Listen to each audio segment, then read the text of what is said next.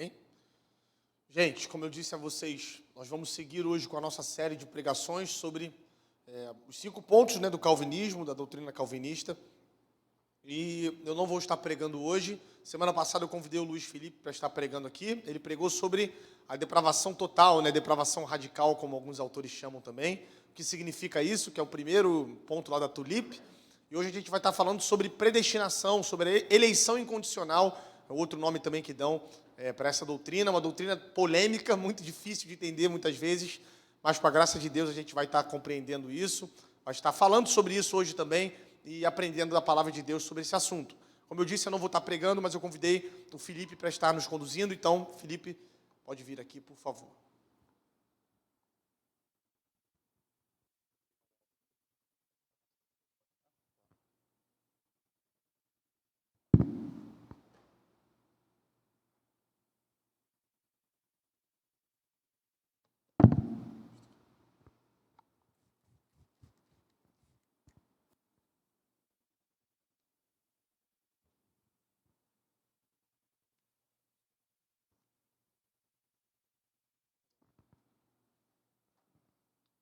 Boa noite, gente.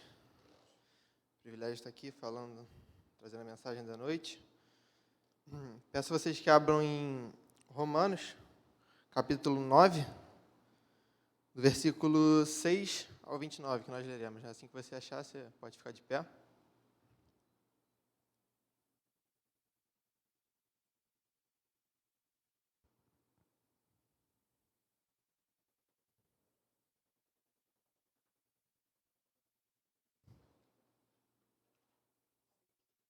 Romanos 9, versículo 6 ao 29. Amém. Não pensemos que a palavra de Deus falhou, pois nem todos os descendentes de Israel são Israel. Nem por serem descendentes de Abraão, passaram todos a ser filhos de Abraão. Ao contrário, por meio de Isaque, a sua descendência será considerada. Noutras palavras, não são os filhos naturais que são filhos de Deus, mas os filhos da promessa é que são considerados descendência de Abraão. Pois foi assim que a promessa foi feita. No tempo devido, virei novamente, e Sara terá um filho. E esse não foi o único caso. Também os filhos de Rebeca tiveram o mesmo pai, nosso pai Isaque. Todavia, antes que os gêmeos nascessem ou fizessem qualquer coisa boa ou má, a fim de que o propósito de Deus, conforme a eleição, permanecesse, não por obras, mas por aquele que chama, foi dito a ela: o mais velho servirá ao mais novo. Como está escrito: amei Jacó, mas rejeitei Esaú. E então o que diremos? Acaso Deus é injusto? De maneira nenhuma, pois ele diz a Moisés: terei misericórdia de quem eu quiser ter misericórdia, e terei compaixão de quem eu quiser ter compaixão. Portanto, isso não depende do desejo ou do esforço humano, mas da misericórdia de Deus.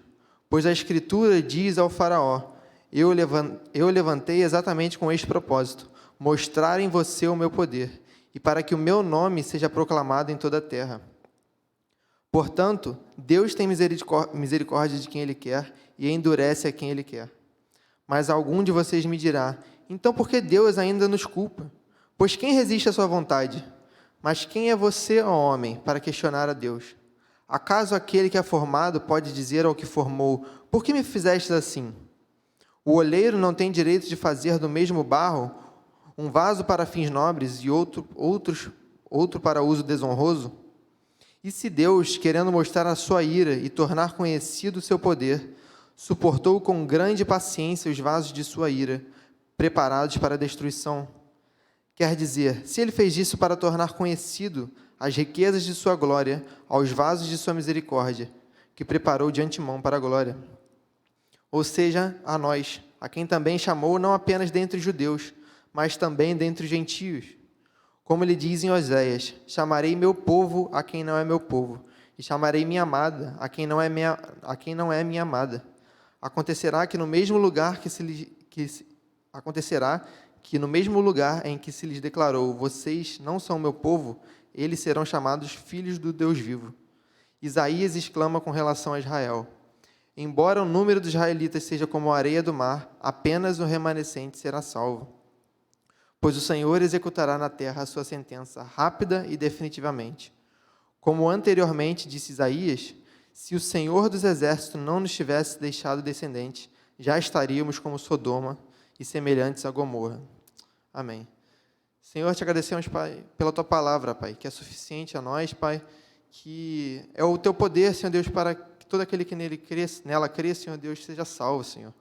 Então, te pedimos, Pai, para que nossas dúvidas sejam sanadas, Pai, para que o nosso temor, quando ouvimos essa verdade, seja direcionado a Ti, Pai, seja direcionado a nos prostrarmos, Pai, a dependermos mais de Ti, e que tudo isso, Senhor Deus, certifique ainda mais em nós, Pai, a certeza da salvação que temos, Pai.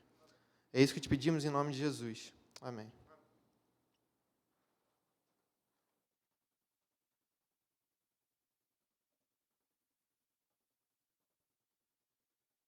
A primeira coisa que eu gostaria de dizer é que, por mais que pareça difícil muitas vezes, essa mensagem, ela deve nos trazer paz. Saber que nós fomos escolhidos por Deus deve nos trazer paz, e nada deve ser capaz de tirar essa alegria dessa salvação. Também é importante, como o João falou, tudo que nós formos falar aqui, nós temos que lembrar do que foi falado semana passada. O que o Luiz disse sobre depravação total é a nossa base para nós entendermos a eleição incondicional. O homem, desde Adão, já nasce programado para se rebelar contra Deus, porque essa natureza odeia Deus, odeia obedecer a Deus. Nós vimos semana passada também que não existe um justo sequer entre nós. Não há ninguém que busque a Deus por sua própria vontade. Luiz deu até aquele exemplo de que, pedindo para levantar a mão quem já tinha desobedecido seus pais, quem já tinha cobiçado, quem já tinha mentido, e nenhum de nós conseguiu ficar com a mão abaixada, pelo menos em um dos três que ele citou. Isso só mostra o quão carente nós somos da glória de Deus, o quão necessitamos da graça de Deus para que busquemos a Ele. Porque nós jamais desejamos a Deus. Nós jamais, por nossa própria vontade ou por nosso próprio desejo, nós nos achegamos a Deus. Porque um morto, quando ele está morto, ele não decide, ele não tem desejos, ele não tem vontades. João e meu irmão agora estão trabalhando, vocês já viram algum morto andar lá pelo cemitério? Acho que não, né? Então, vai ver, acontece ainda. Então, o morto ele não tem desejo, não tem vontade. E nós estamos mortos em nossos delitos e pecados, como Paulo vai dizer em Efésios 2. Nós não conseguimos sair da nossa natureza de pecador para buscar a Deus por nosso próprio desejo, porque nós jamais teríamos esse desejo. Então, o que seria essa tal eleição incondicional? Calvino tirou isso da cabeça dele. A resposta é que não. Os 5 pontos do calvinismo, eles são uma forma de organizar, uma forma de nós organizarmos os nossos pensamentos a respeito das doutrinas da salvação. E a gente consegue tirar essa ideia da própria Bíblia. Somos chamados, eleitos, convocados por Deus, tanto individualmente como coletivamente. Se a gente for abrir em Efésios 1, capítulo 4, versículo 4, não precisa abrir, diz o seguinte: porque Deus nos escolheu nele antes da criação do mundo, para sermos santos e irrepreensíveis em sua presença. Aqui já nos levanta uma ideia de predestinação, de que Deus fez tudo isso antes até mesmo do mundo ser criado. Ele escolhe a quem Ele quer salvar com um objetivo: sermos santos e irrepreensíveis em sua presença. E Ele faz isso tanto no individual como no coletivo, porque em 1 Pedro, capítulo 2, versículo 9, diz também: vocês, porém, são geração eleita, sacerdócio real, nação santa, povo de propriedade exclusiva de Deus, para anunciar as grandezas daquele que o chamou das trevas para a sua maravilhosa luz. Então, a gente consegue definir que Deus nos elege individualmente, mas também como um povo, como um ajuntamento. E Ele faz isso com 2 objetivos. Primeiro, o individual. Nós, como cristãos, temos o objetivo de sermos santos e irrepreensíveis e vivermos na sua presença. E agora também como no coletivo, como um corpo de Cristo, como a igreja, a gente tem o papel de anunciar as grandezas de Deus, anunciar as suas maravilhas, o seu evangelho e tudo que Ele tem feito por nós. Esses são os objetivos de Deus. Ele nos chama tanto individualmente como coletivamente. Mas, entrando no nosso texto, a partir do versículo 6 ao 13, vamos ler novamente, do 6 ao 13, diz assim: Não pensemos que a palavra de Deus falhou, pois nem todos os descendentes de Israel são Israel. Nem por serem descendentes de Abraão, passaram todos a ser filhos de Abraão. Ao contrário, por meio de Isaque, a sua descendência será considerada. Noutras palavras, não são os filhos naturais de Deus que são filhos de Deus, mas os filhos da promessa é que são considerados descendência de Abraão.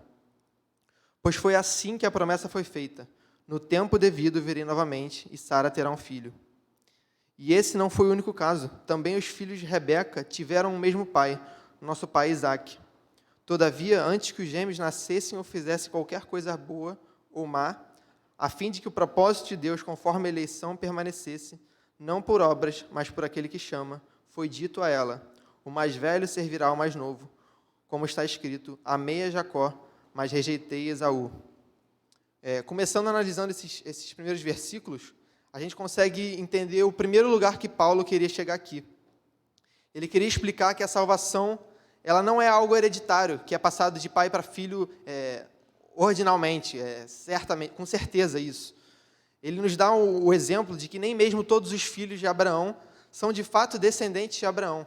Aí ele cita aquele versículo lá de Gênesis, capítulo 21, dizendo que a descendência de Abraão só será considerada por meio de Isaque. Ele confirma esse argumento de que a salvação não é hereditária, nos dando esses dois exemplos.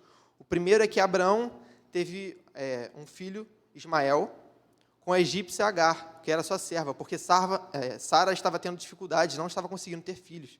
Então ela pede para que Abraão tivesse filho com sua serva egípcia. E esse filho foi Ismael. Mas logo mais Deus cumpre a sua promessa e dá Isaque a Abraão, mesmo com idade já avançada. Então, assim como existem filhos de Abraão que não fazem parte da descendência, não fazem parte de Israel, como ele diz aqui, assim como existem filhos de Abraão que não fazem parte de sua descendência, existem pessoas de Israel que não são Israel. O que ele está tentando dizer é que a salvação não é por meio de filiação, ou então é algum tipo de herança deixada para os filhos, mas é aquela por meio da fé.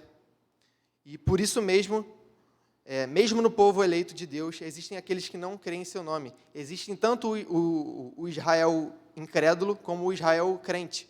É isso que ele está tentando explicar aqui. Que por mais que Abraão tivesse, que a promessa fosse que a descendência de Abraão, que Abraão teria uma descendência tão numerosa quanto a areia da praia, mesmo assim, nessa descendência existem pessoas que não creem em Deus, que não servem ao mesmo Deus que a descendência que foi prometida por meio de Isaque. E ele também dá o segundo exemplo, os filhos de Rebeca e Isaque. Ambos tiveram o mesmo pai, Isaque, eles eram gêmeos. Esaú nasce antes de Jacó. Mesmo Esaú sendo o primogênito, foi de Jacó que procedeu a nação de Israel. Foi de Jacó que originou a nação de Israel.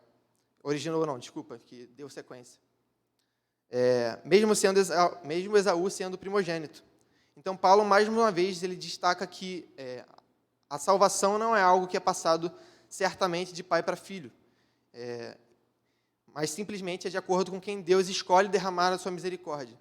O Dudu até leu hoje o que seria essa misericórdia, né? Ele leu na abertura hoje que Deus não nos retribui conforme as nossas iniquidades e nem nos devolve conforme os nossos pecados. Então, a misericórdia de Deus seria isso. Deus não nos dá aquilo que nós realmente merecíamos, que é a condenação, como nós vimos semana passada, que nós merecíamos. Todos nós pecamos e carecemos da glória de Deus. Mas Deus escolhe alguns para derramar essa misericórdia. Mas o que isso implica na nossa vida? Saber que a salvação não é algo hereditário. Por que isso vai mudar de maneira prática? Nós que estamos sob a aliança de Cristo, a gente deve nos alertar para não achar que nascer na igreja, ou então ser filho de diácono, filho de pastor, algum vínculo, ter nascido na igreja, que isso vai nos garantir a salvação. Ter nascido na igreja, mas agir como se nunca tivesse entrado numa igreja. Isso é o que nós nos devemos nos alertar. Então, não adianta nada nós vivermos na igreja, ou então termos um pai piedoso, e nós vivermos como o nosso bem-querer. Não adianta nosso pai ser piedoso enquanto você mesmo não busca ler a palavra, estar em oração. Então, a salvação, por mais que existem inúmeras boas influências que um pai piedoso pode trazer para a sua família, isso não vai garantir que você seja salvo. Isso não vai garantir que você conheça o Evangelho de Deus. Nada disso garante a salvação. Isso é o que Paulo está tentando dizer aqui. O critério para a salvação é nenhum. Não tem critério. É isso que ele está tentando explicar aqui. Não tem critério para nós sermos chamados. Nós não temos nenhum motivo que nós conseguimos oferecer a Deus para Ele nos escolher. Tudo que nós temos é motivos para Ele nos condenar, mas nenhum motivo para Ele nos salvar.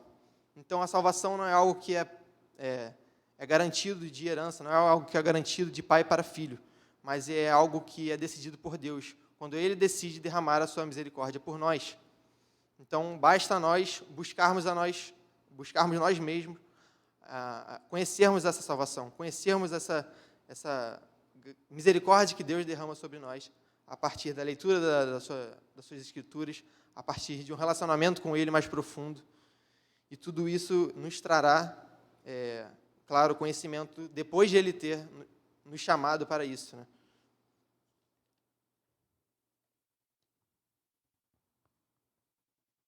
Seguindo no versículo 14 ao 18.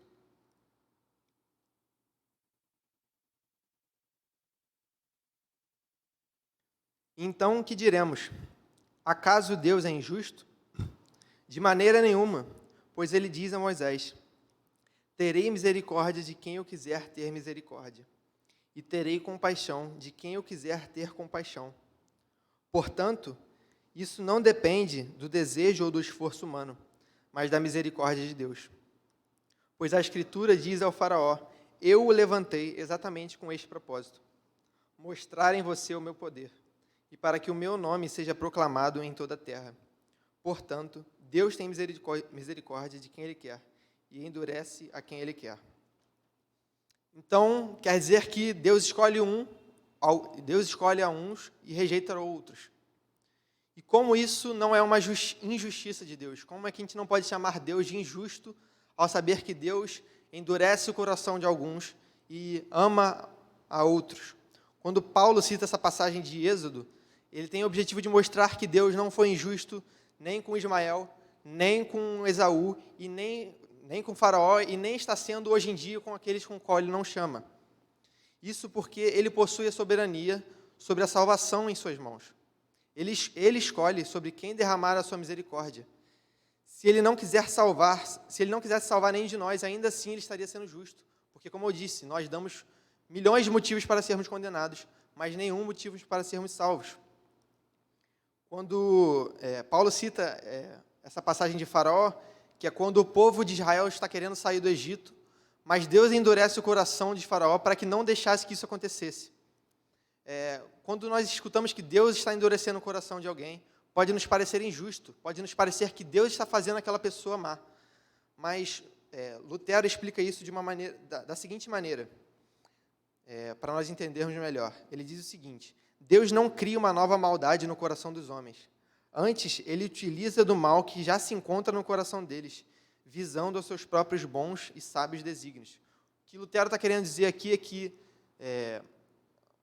quando Deus endurece o coração de Faraó, Ele não está tornando Faraó algum tipo de ser humano mau. Mas Faraó sempre foi alguém mau desde o seu nascimento. Ele foi concebido em pecado, viveu sua vida toda em pecado.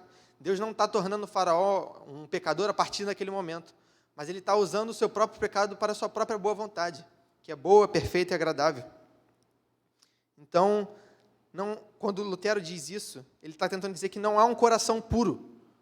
Deus não tornou um coração puro num coração manchado, mas sempre foi um coração manchado, por nós mesmos, por nossa culpa. Então, não significa que Deus está endurecendo o coração, pois não existe um coração neutro. Todos os nossos corações, nós vimos semana passada, que todos nós carecemos da glória de Deus. Não há um justo sequer, não há ninguém que busque a Deus. Outro exemplo, talvez seja mais fácil de entender, é quando Jesus foi morto e crucificado. Deus fez com que os homens que o crucificaram pecassem. Foi Deus que colocou o sentimento de querer assassinar Jesus naqueles homens. Não foi muito bem assim. Aqueles homens sempre foram pecadores. Aqueles homens sempre pecaram contra Deus, sempre ofenderam a Deus, mas Deus está usando até mesmo o pecado daqueles homens para glorificar o seu próprio nome. Então, Deus usa até mesmo o nosso pecado para a sua própria glória. No versículo 18, diz que Deus tem misericórdia de quem Ele quer e endurece a quem Ele quer. Então, dá para entender que a gente não nasce com nossos corações puros. E mesmo quando Deus decide endurecer o coração de alguém, Ele simplesmente está exercendo o seu direito de soberania. Porque nós pecamos contra Ele, e Ele ainda assim pode usar o nosso pecado para a sua própria glória. E Ele faz isso visando a sua vontade. Mas isso é muito teórico. Como é que a gente aplica isso na nossa vida? No versículo 18 diz: portanto, Deus tem misericórdia de quem Ele quer, e endurece a quem Ele quer. Não está dizendo aqui que eu tenho misericórdia de quem eu quero, ou endureço a quem Ele quer, ou então que você tem misericórdia de quem você quer. Por que nós, sabendo que é Deus que escolhe sobre quem Ele vai ter misericórdia, nós queremos apontar o dedo dizendo que quem é ou quem não é salvo? Quem é ou quem não é um crente? Por que nós tentamos descobrir isso por nós mesmos? É Deus quem faz isso. Por que aquele que foi criado está tentando tomar a responsabilidade do Criador? Pare de achar que você pode você pode ter a certeza de quem é ou de quem não é salvo. Se você tem visto maus frutos em algumas pessoas, ore para que essa pessoa dê bons frutos, ore para que ela vá de encontro ao arrependimento e se volte com o coração contrito e arrependido a Deus. Mas pare de apontar o dedo e dizer que ela não é crente, dizer que ela não tem a misericórdia sobre ela. Não foi você que derramou a sua misericórdia. Foi o próprio Deus que derramou sobre a sua vida, sobre a vida dessa pessoa que está ao seu lado. Mas Paulo antecipa algumas dúvidas que poderiam surgir com isso. No versículo 19 e 20, ele diz assim: Mas algum de vocês me dirá, então por que Deus ainda nos culpa? Pois quem resiste à sua vontade? Mas quem é você, ó homem, para questionar a Deus? Acaso aquilo que é formado pode dizer ao que formou, por que me fizestes assim? A resposta é que, de fato, Deus escolheu alguns para amar e rejeitou a outros. Mas isso não nos tira a responsabilidade de que nós devíamos obedecê-lo. O fato de Deus escolher alguém não nos exime da responsabilidade de que tínhamos de obedecer a Deus, de sermos seres que exaltam a glória de Deus. E nós falhamos nessa responsabilidade constantemente, dia após dia. Existe uma linha tênue entre a soberania de Deus e a responsabilidade do homem. Por mais que Deus tenha nos escolhido para vivermos assim, de maneira, talvez, tenha escolhido uns para viver para Deus e outros para ser desonrosos, nós falhamos com nossas responsabilidades. Nós não cumprimos com o que deveríamos cumprir.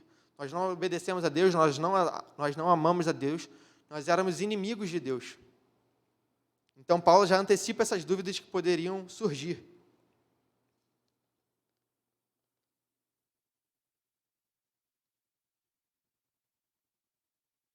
Seguindo no versículo 21 ao 23.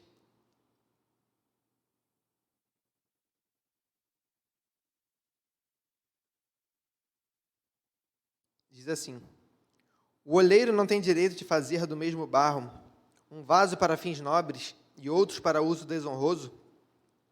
E se Deus, querendo mostrar a sua ira e tornar conhecido o seu poder, suportou com grande paciência os vasos de sua ira, preparados para a destruição? Quer dizer, se ele fez isso para tornar conhecidas as riquezas de sua glória aos vasos de sua misericórdia, que preparou de antemão para a glória. A primeira coisa que a gente tem que entender aqui, que foi algo que eu tive muita dúvida quando eu estava lendo isso, é que esse "e se Deus" não é Paulo não está supondo que Deus fez isso para demonstrar a sua glória a nós. Paulo está como se fosse afirmando isso, concluindo isso. Esse "e se Deus" não é uma suposição, mas sim uma conclusão, algo que ele concluiu após tudo que nós temos visto até agora. Então, nós reconhecemos que Deus é soberano na criação, na providência, no julgamento, mas por que às vezes é tão difícil reconhecer a soberania de Deus na redenção também? Talvez possa parecer meio cruel na primeira vez que pensamos. Se mal entendido, pode parecer que Deus está como se fosse uma criança brincando de bem me quer ou mal me quer, com folhas. E essas folhas seriam nós, né? Deus não está fazendo isso. Deus não está simplesmente escolhendo por querer condenar pessoas. Deus não tem prazer na morte dos ímpios, como diz em Ezequiel 33. Mas, mesmo ele não tendo prazer na morte dos ímpios, ele continua sendo justo. Ele continua tendo motivos para nos condenar. E ele não pode negar a sua própria justiça. Sabendo que Deus não tem misericórdia de quem ele quer, e que ele salva alguns e rejeita outros, podemos saber que ele tem um propósito até mesmo na condenação do ímpio. Quando o ímpio é condenado, mesmo ele não sendo útil a Deus, Deus o faz útil para nós que somos vasos de honra, nós que somos feitos vasos de honra segundo a vontade de Deus. Olhe comigo de novo no versículo 22 ao 23. E se Deus, querendo mostrar a sua ira e tornar conhecido o seu poder, suportou com grande paciência os vasos de sua ira, preparados para a destruição. Que dizer, se ele fez isso para tornar conhecidas as riquezas de sua glória aos vasos de misericórdia que preparou de antemão para a glória. O que Paulo está tentando explicar aqui é que Deus ainda suporta. Essa palavra suporta tem o mesmo sentido de conduzir. Deus ainda conduz a vida dos ímpios aqui na terra, porque ele demonstra o seu poder a nós, até mesmo por meio da vida dos ímpios. Ele demonstra o poder a nós, que somos vasos de honra, por meio da vida dos ímpios. E de que maneira ele faz isso? Ele mostra para nós quão tortuosos são os caminhos dos ímpios e de que tamanha condenação a qual nós fomos libertos. Tamanha salvação que nós recebemos ao não viver como eles vivem, sem propósito de vida, sem saber a existência de Deus, sem ter nenhum significado aqui na terra. Mas outro exemplo também a gente pode lembrar de Josué 7. Foi quando Acã tinha escondido as coisas consagradas a Deus em sua casa, e Deus pede para Josué chamar a tribo, pede a Josué para chamar tribo por tribo, clã por clã, família por família, pessoa por pessoa, para se apresentar diante de Deus, para saber quem foi que tinha escondido as coisas consagradas a Deus. Deus já sabia quem era o culpado. Deus já sabia quem tinha sido Acã que tinha escondido as coisas. Mas por que ele faz aquilo tudo? Por que ele pede para Josué para convocar cada pessoa? Ele tinha feito aquilo para que cada pessoa se autoexaminasse. O que eu posso ter feito contra Deus? Isso é a pergunta que cada pessoa ali foi se apresentando, foi fazendo a si mesmo enquanto se apresentava diante de Deus. Cada família. Será que eu falhei na educação com meus filhos? Será que meus filhos esconderam coisas que são consagradas a Deus e nós seremos punidos por causa disso? Imagine cada pessoa indo se apresentar pensando nisso. Isso é o que nós podemos... É dessa forma que Deus também usa a vida dos ímpios para nos apresentar o seu poder. Ele nos faz nos autoexaminarmos ao olharmos para a vida do ímpio. E isso quer dizer, então, que a gente precisa esperar acontecer algo de ruim na vida do ímpio, ou então ao nosso redor? Alguém precisa morrer para nós realizarmos esse autoexame? A resposta é que não. Nós não precisamos esperar que alguém morra, ou então que algo aconteça de ruim. Pois nós podemos fazer isso dia após dia, semana após semana, porque o próprio oleiro se fez vaso de desonra em nosso lugar, para que ele fosse condenado e assim nós pudéssemos fazer esse autoexame. O próprio oleiro se fez vaso de desonra para receber a ira que estava destinada a nós, agora que podemos ser chamados de vasos de honra. Nós podemos ser chamados filhos de Deus a partir desse momento que nós entendemos que Cristo Jesus recebeu toda a nossa condenação. Tudo que nós deveríamos receber caiu sobre Cristo. O próprio oleiro se fez vaso de desonra para que nós pudéssemos nos autoexaminar, para que nós pudéssemos ser chamados de filhos de Deus. A cada Santa Ceia que nós participamos, nós estamos lembrando desse oleiro que se fez vaso de desonra.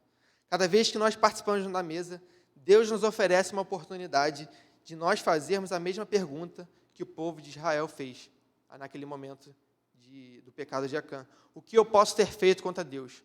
O que eu tenho feito que ofendeu a Deus? Será que nós temos participado, quando nós participamos da ceia, nós pensamos nisso? Nós temos nos autoexaminado?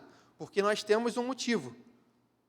O oleiro se fez vaso de desonra e nós podemos refletir isso, tanto na vida dos ímpios, tanto como na vida de Cristo. Será que nós realizamos esse autoexame toda a ceia?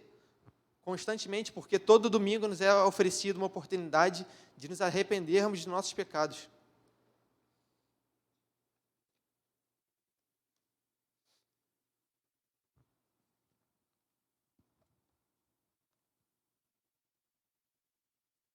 Versículo 24 ao 29.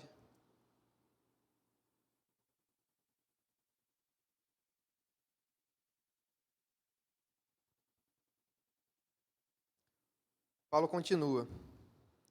Vou ler o 23 também, para não ficar sem sentido. Quer dizer, se ele fez isso para tornar conhecidas as riquezas de sua glória, aos vasos de sua misericórdia que preparou de antemão para a glória, ou seja, a nós, a quem também chamou, não apenas dentre os judeus, mas também dentre os gentios. Como lhe diz em Oséias, chamarei o meu povo a quem não é meu povo, chamarei minha amada a quem não é minha amada. E acontecerá que no mesmo lugar em que se lhes declarou, vocês não são meu povo, eles serão chamados filhos do Deus vivo. Isaías exclama com relação a Israel, embora o número dos israelitas seja como a areia do mar, apenas o remanescente será salvo, pois o Senhor executará na terra a sua sentença, rápida e definitivamente, como anteriormente disse Isaías, se o Senhor dos exércitos não nos tivesse deixado descendente, já estaríamos como Sodoma e semelhantes a Gomorra. Então, essa salvação que antes era uma promessa somente destinada ao povo de Deus, Paulo diz aqui que era somente destinada a Israel, Paulo diz aqui agora também que pode alcançar os gentios. Jesus, em Mateus 15, quando uma mulher cananeia pede Jesus, em Mateus 15, quando uma mulher cananeia pede para que ele tirasse o demônio de sua filha, ele diz o seguinte, ele diz que ele foi enviado apenas para as ovelhas perdidas de Israel. Ele diz assim, não é certo tirar o pão dos filhos e lançá-lo aos cachorrinhos. E a mulher responde, sim, Senhor, mas até os cachorrinhos comem das migalhas da mesa dos seus donos. Jesus responde, mulher, grande é a sua fé. E ele vai lá e cura a filha de sua mulher. O que isso significa ali? Significa que, por mais que a promessa da salvação tenha sido ao povo de Israel, nós conseguimos aproveitar disso, porque Jesus veio para os seus, mas os seus o não receberam. Mas aqueles que nós os recebemos, aqueles que creram em seu nome. Aqueles que creram em seu nome, ele lhes deu os direitos de serem chamados filhos de Deus. Então, por mais que a promessa fosse primeiramente só Israel, nós agora, gentios, podemos desfrutar dessa promessa, porque o próprio Israel recusou essa promessa que foi feita a eles, recusou Jesus quando ele veio à terra. É por isso que fala também aqui, embora o número de israelitas seja como a areia do mar, apenas o remanescente será salvo. A promessa era para o povo de Israel e o próprio Israel o recusou. Se você for ver um índice que é feito aí, acho que o que eu vi tinha sido de 2018, em Israel, 80% das pessoas são judeus. Não acreditam que Jesus é o verdadeiro Messias, é o verdadeiro Filho de Deus enviado a nós. E é por isso que diz isso. Por mais que a promessa tenha sido para Israel, nós conseguimos aproveitar disso nos nossos dias. Paulo cita esse texto de Oséias explicando isso, que agora a salvação é tanto para os judeus como para os gentios. Mas então, se a salvação não tem critério, nós não temos motivos para oferecer a Deus para Ele nos salvar, e é Deus quem escolhe sobre quem ele vai derramar a sua misericórdia ou sobre quem ele vai rejeitar, sobre quem ele vai rejeitar. Por que nós precisamos pregar o Evangelho? Se é Deus que escolhe quem vai ser salvo, por que eu vou me dar o trabalho de ter que pregar o Evangelho para algumas pessoas? Paulo dá a resposta citando Isaías. Se o Senhor dos Exércitos não nos tivesse deixado descendentes, já estaríamos como Sodoma e semelhantes a Gomorra. Ainda há descendentes aqui na nossa terra, nos dias de hoje, e nós podemos saber disso porque simplesmente estamos vivos. Simplesmente porque o juízo de Deus ainda não veio. Nós podemos saber que ainda existe descendentes de Deus, existem pessoas a serem convertidas por Deus, existem pessoas que precisam reconhecer Cristo, tanto recém-nascidos como a Luísa agora, tanto idosos que estão prestes a morrer, precisam reconhecer ainda que Deus é Senhor, que Jesus Cristo nos salvou de nós mesmos. Primeiro também, nós não conseguiríamos identificar quem é salvo ou quem é escolhido ou quem não é. Não existe uma letra em cima de nós, alguma palavra em cima de nós, que nós podemos ver, que Deus escolheu ou não escolheu para a salvação. E é por isso que nós devemos pregar o Evangelho a toda criatura, porque nós não sabemos quem são esses descendentes que ainda estão aqui na terra. Isso resolve a nossa dúvida a respeito do evangelismo. Nós devemos continuar pregando porque ainda há descendentes a confessarem a Jesus Cristo. Isso também deixa explícito a graça comum, porque os ímpios ainda continuam a aproveitar da vida porque nós ainda estamos aqui, porque ainda existem descendentes da promessa, descendentes no caso, ainda existem pessoas participantes dessa promessa vivas aqui na terra.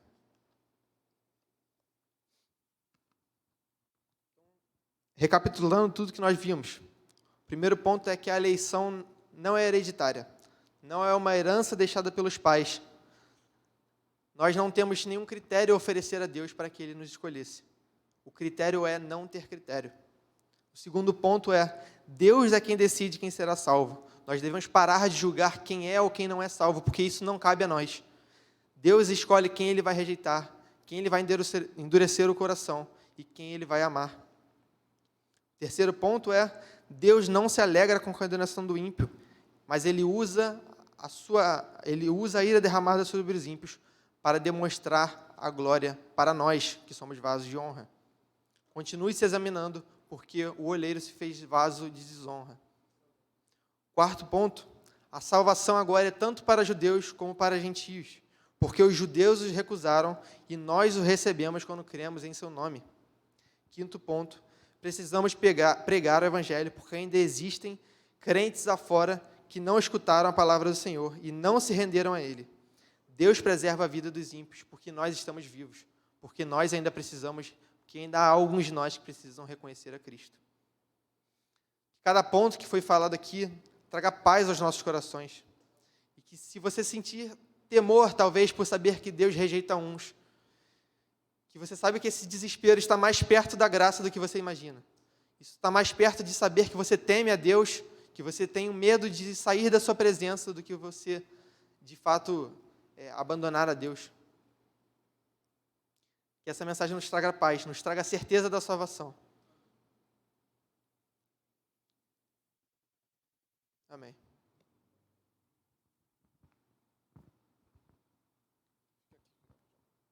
Vamos orar, gente. Feche os olhos. Pai, nós te agradecemos, ó Deus, porque Tua palavra é suficiente para nós, Senhor. Te agradecemos, ó Pai, porque mesmo pecadores o Senhor ainda escolheu um povo para salvar. Obrigado, ó Pai, por tanto amor derramado por nós. E nós te pedimos, ó Deus, para que possamos compreender isso. Possamos pregar o Teu Evangelho sabendo que o Senhor tem a salvação nas mãos e que é soberano sobre tudo o que acontece, ó Pai.